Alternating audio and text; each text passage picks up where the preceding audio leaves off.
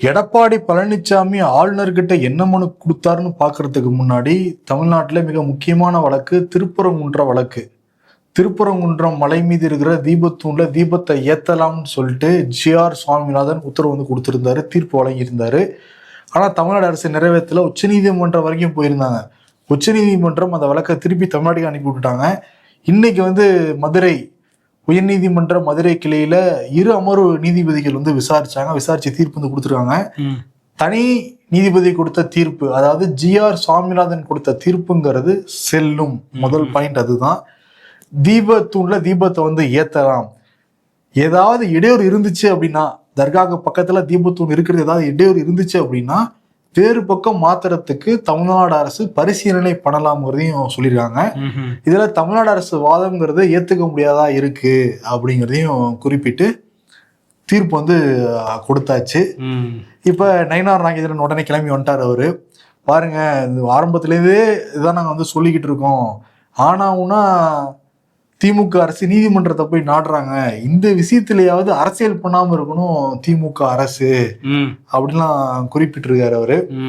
திமுக தொடர்ந்து இதை வச்சு அரசியல் மோதல்களை உருவாக்க பாக்குது. தீபத்தூண்ல தீபத்துல என்ன பிரச்சனை, இதனால பல இந்துக்களோட மனசு புண்படுது அப்படின்றது. அதை தாண்டி எதுக்கு இன்னைக்கு ஜாக்டோஜியோ ஊழியர்கள் அந்த போராட்டத்தை வாபஸ் பண்ணாங்கன்னு தெரியவே கிடையாது. அது ஜியோ இன்னும் வரல. அதுக்கப்புறம் இன்னும் ஜூன் மாசம் தான் கொண்டு வர போறதா சொல்றாங்க. ரொம்ப அவசரப்பட்டுட்டாங்கன்னு வேற ஆதங்கப்படுறாரு அவரு. ஆமா.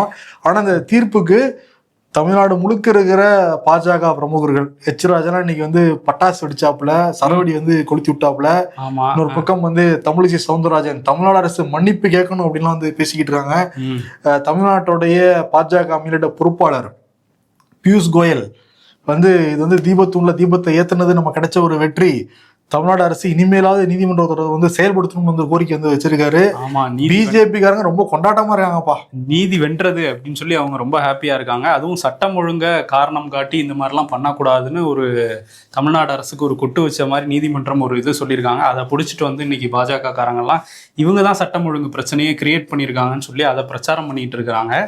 இதுக்கிடையில அமைச்சர் ரகுபதி அவர் இன்னைக்கு பேட்டி கொடுத்திருக்காரு. அவர் என்ன சொல்றாருன்னா, அந்த தூணை தீபத்தூணே கிடையாது, அந்த இடத்துல இவங்க சொல்லணும்னு ஒரு இடம் ஏத்தணும்னு சொல்றாங்கல்ல, அந்த இடத்துல ஏத்துனதுக்கான சான்று 100 ஆண்டு காலமா எதுவுமே இல்லை, வழக்கத்துல இல்லாத ஒரு விஷயத்தை ஏன் நீதிமன்றம் புகுத்த பாக்குது அப்படிங்கிற கேள்வியை கேட்டிருக்காரு. அதே நேரத்துல நாங்க இதை எதிர்த்து உச்ச நீதிமன்றத்துல மேல்முறையீடு போவோம் அப்படிங்கிறதையும் சொல்லியிருக்காரு.